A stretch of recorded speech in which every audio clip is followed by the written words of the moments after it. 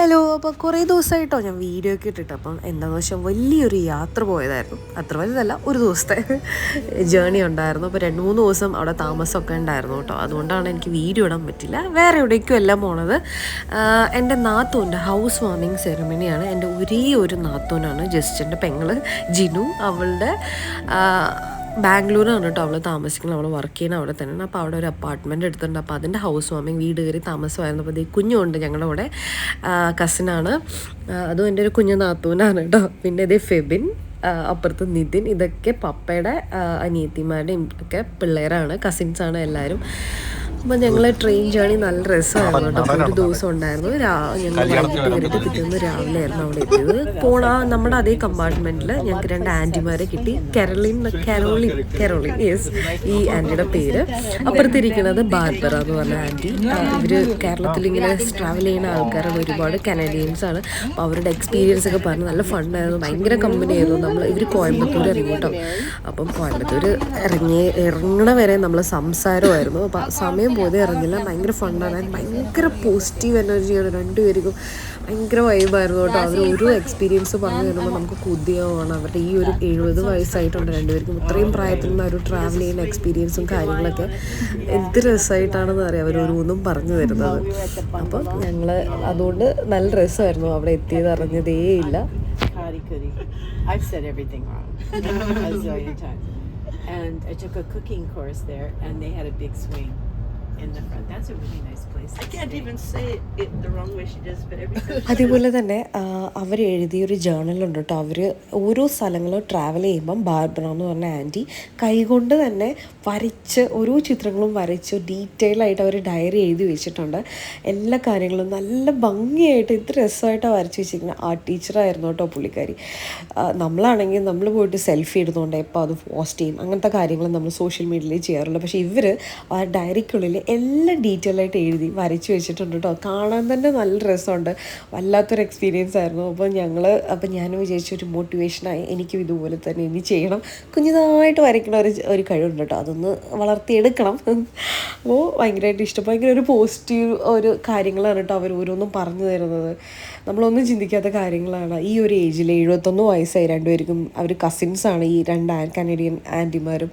അപ്പോൾ അവർ ഒരുമിച്ച് ട്രാവൽ ചെയ്യാൻ ഇറങ്ങിയതാണ്. ഒരു ആൻറ്റിയുടെ കരോളിൻ എന്ന് പറഞ്ഞ ആ ഒരു മറ്റേ അപ്പുറത്തെ സൈഡിലിരിക്കുന്ന ആൻറ്റിയുടെ ഫസ്റ്റ് ട്രെയിൻ യാത്രയും കേരളത്തിൽ ആദ്യമായിട്ടാണ്, ഇന്ത്യയിൽ ആദ്യമായിട്ടാണ് അവർ വന്നത്. പാലപ്പിയൊക്കെ കഴിഞ്ഞ് അവർ നേരെ കോയമ്പത്തൂർ പോയി. പിന്നെ അവിടെ നിന്ന് കാനഡയ്ക്ക് പോകാൻ നോക്കുമായിരുന്നു.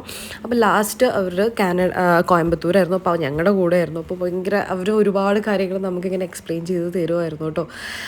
ശരിക്കും ഒരുപാട് പഠിക്കാനുണ്ട് കേട്ടോ. നമ്മുടെ ഈ ഒരു ഏജിൽ നമ്മളൊക്കെ അയ്യോ എനിക്ക് വയ്യാന്ന് പറഞ്ഞൊരു സ്ഥലത്തിരിക്കും കേട്ടോ.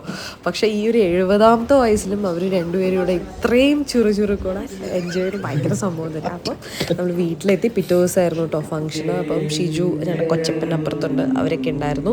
പിന്നെ ഇതേ അച്ഛൻ വന്നിട്ടുണ്ടായിരുന്നു. ഇത് ചടങ്ങ് പാല് കാച്ചൽ ചടങ്ങാണ്. അപ്പോൾ ക്രിസ്ത്യൻസിൻ്റെ കുറേ മാറ്റങ്ങളുണ്ട്, കുറച്ചൊക്കെ സെയിം ആട്ടോ. ഈ പാല് കാച്ചൽ നമുക്ക് എല്ലാവർക്കും ഉണ്ട്.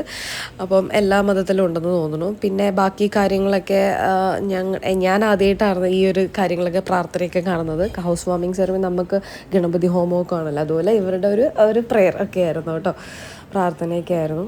ഇങ്ങനെ പാല് കാച്ചാൻ വേണ്ടിയിട്ട് വെച്ചിട്ടുണ്ട്. ഇത് ചിഞ്ചു, മമ്മിയുടെ അനിയൻ്റെ മോളാണ് കേട്ടോ, വേറൊരു കസിനാണ്. അപ്പോൾ അവളുടെ കുറേ ഫ്രണ്ട്സൊക്കെ വന്നിട്ടുണ്ടായിരുന്നു. ജിനുടെ അതേ അച്ഛനാണ് കേട്ടോ പ്രെയറൊക്കെ ചെയ്യാൻ വന്ന, അവരെ കർമ്മങ്ങളൊക്കെ ചെയ്യാൻ വന്നതാണ്. പപ്പ അപ്പുറത്തുണ്ട്, അതുപോലെ മമ്മിയുടെ അനിയന്മാരാണ്. അതേ അപ്പുറത്തെ ഷിബുങ്ങൾ, പ്രശാനങ്ങൾ എല്ലാവരും ഉണ്ടായിരുന്നു. അവർ ഭാര്യമാരും പിന്നെ വല്യമ്മ ഒക്കെ ഉണ്ടായിരുന്നു കേട്ടോ. അപ്പോൾ കുറച്ച് പേര് മിസ്സിങ് ആണ്, വന്നിട്ടില്ല. നമ്മൾ കസിൻസ് എല്ലാവരും കൂടെ ഒരു സൈഡിൽ അങ്ങോട്ട് കൂട്ടിയിട്ടതായിരുന്നു നമ്മളെ. പ്രത്യേകിച്ച് പണിയൊന്നുമില്ലല്ലേ, ചുമ്മാ ഇങ്ങനെ ഓരോന്ന് പറഞ്ഞുകൊണ്ടിരിക്കുമായിരുന്നു. നല്ല രസമായിരുന്നു കേട്ടോ കസിൻസ് എല്ലാവരും. ഇനിയും ഒരുപാട് പേര് വരാനുണ്ട് കേട്ടോ, ഇതിൽ കുറച്ച് പേരേ ഉള്ളൂ. നല്ല ഫണ്ണായിരുന്നു, കുറേ നല്ല നല്ല മെമ്മറീസ് ഉണ്ടായി അവിടുന്ന്. ഓർത്ത് വയ്ക്കിയതൊക്കെയല്ലേ ഉണ്ടാവുള്ളൂ. അങ്ങനെ അതെ അവിടെ കുഞ്ഞു നമ്മളെ ഊനോ കളിക്കുന്നത് എങ്ങനെയാണെന്ന് പഠിപ്പിച്ച് തരുമായിരുന്നു. പിന്നെ നമ്മൾ കുറച്ച് അതൊക്കെ ഗെയിമൊക്കെ കളിച്ചു കുറേ നേരം. അപ്പോൾ ഇത് ആനിയൻ്റെയാണ്, മമ്മിയുടെ ചേട്ടൻ്റെ ഭാര്യ ആനിയൻ്റി കേട്ടോ. പിന്നെ ഇത് നമ്മുടെ ചിഞ്ചു, ഇത് മമ്മിയുടെ വേറൊരു അനിയൻ്റെ ഭാര്യയും മോളുമാണ്. അപ്പം ഇതാണ് കേട്ടോ വ്യൂ.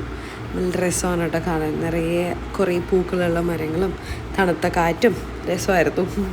ഈവനിങ്ങും അതേപോലെ തന്നെ രാവിലെയും നല്ല രസമാണ് കേട്ടോ ഇവിടെ വന്നിരുന്നത് കോഫിയൊക്കെ കഴിക്കാൻ വേണ്ടിയിട്ട്. നല്ല രസമാണ്. പിന്നെ പപ്പ എൻ്റെ അമ്മായിയപ്പനാണിത്. അമ്മായിയപ്പൻ നല്ലൊരു ഷെഫും കൂടെയാണ് കേട്ടോ. പപ്പ ബ്രേക്ക്ഫാസ്റ്റ് പിറ്റേ ദിവസം ഞങ്ങൾക്ക് വേണ്ടി ഉണ്ടാക്കുമായിരുന്നു. രാവിലെ തന്നെ പപ്പയായിരുന്നു കേട്ടോ ഇത്രയും പേർക്കുള്ള ബ്രേക്ക്ഫാസ്റ്റ്. പപ്പയുടെ ഒരു ഐറ്റമാണ് എന്താ ചപ്പാത്തിയും ഓംലേറ്റും എല്ലാം കൂടെ കൂടിയിട്ട് അതിൻ്റെ മുകളിൽ ഒരു പ്രത്യേകിച്ച് പേരൊന്നുമല്ല, ചപ്പാത്തി ഓംലേറ്റ് പപ്പ ഉണ്ടാക്കുമായിരുന്നു. നല്ല ടേസ്റ്റ് ഉണ്ടായിരുന്നു കേട്ടോ, ഭയങ്കര ടേസ്റ്റ് ഉണ്ടായിരുന്നു. നമുക്ക് ചപ്പാത്തി ഒക്കെ പിള്ളേർക്ക് ഇഷ്ടമല്ലെങ്കിൽ ഇങ്ങനെ കൊടുത്താൽ മതി. അതിൻ്റെ മുകളിൽ പപ്പ ഉള്ളി പിന്നെന്താ പച്ചമുളക്, ഉപ്പ്, കുരുമുളക് പൊടി, കുറച്ച് മഞ്ഞൾപ്പൊടി ഇതെല്ലാം കൂടി ഇട്ട് ഓംലെറ്റ് അതുപോലെ നന്നായിട്ട് എഗ്ഗ് വിസ്ക് ചെയ്തിട്ട് പിന്നെ ചപ്പാത്തി ഇട്ട് ഒന്ന് അതിൻ്റെ മുകളിൽ വേറെ പ്രത്യേകിച്ച് പപ്പയൊന്നും ഇട്ടിട്ടില്ല കേട്ടോ, എണ്ണയൊന്നും ഇട്ടിട്ടില്ല. അതിൻ്റെ മുകളിൽ കുറച്ച് ഒരു എഗ്ഗ് ഒഴിച്ചു കൊടുത്തു. എന്നിട്ട് അപ്പുറത്തും ഇപ്പുറത്തും മറിച്ചിട്ട് നന്നായിട്ട് വേവിച്ചെടുത്തു കേട്ടോ. ഭയങ്കര ടേസ്റ്റ് ഉണ്ടായിരുന്നു. എൻ്റെ അമ്മായിയപ്പനായോണ്ട് പറയല്ല, പൊളിയായിരുന്നു.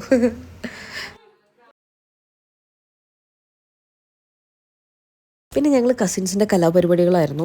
നമ്മൾ പൂളിലുള്ള കുളിയും നീരാട്ടം കാര്യങ്ങളൊക്കെ ആയിരുന്നു. കംപ്ലീറ്റ് അലമ്പാക്കി അവിടെ പോയിട്ട്.